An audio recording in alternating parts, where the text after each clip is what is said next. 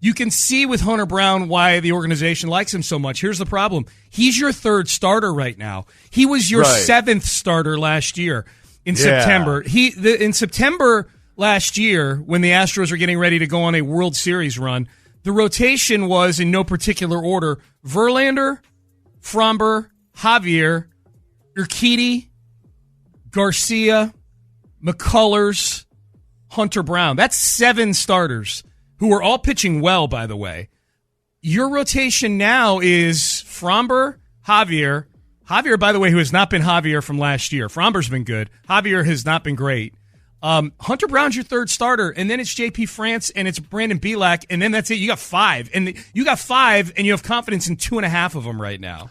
You know, the big question with Javier that maybe we ignored a little too much going into it was that, hey, it's a big leap going from, kind of reliever transitioning into starter and not getting that many innings last season to all of a sudden being a full-time guy. And I guess it's, sometimes you just extend that line upwards like, oh yeah, he'll keep doing the same thing just with far more innings.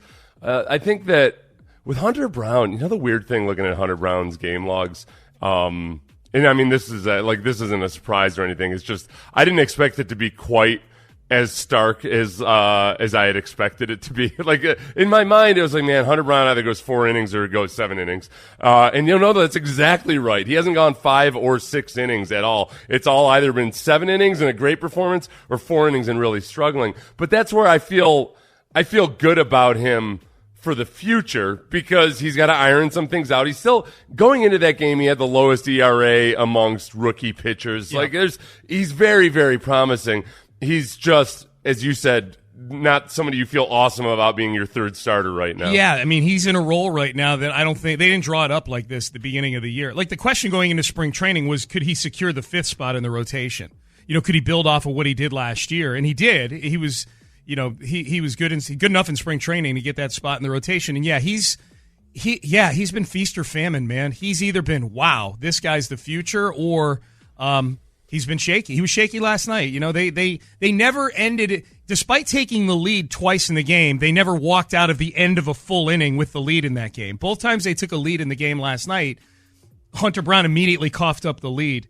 And Montero is just a disaster, man. Like, Montero, and this is not me climbing on Montero because of the last 2 outings. I've been saying it since October of last year, where his numbers just, if you watch the Astros in October last year, I don't care what Montero's numbers were. He was a tightrope act. He is a circus when he comes in there. He gets behind hitters. He gives up a heart for a guy who gets $11 million a year to be a setup guy. Gives up a lot of hard contact, man. It's just Montero is. I don't need to see him anymore, man.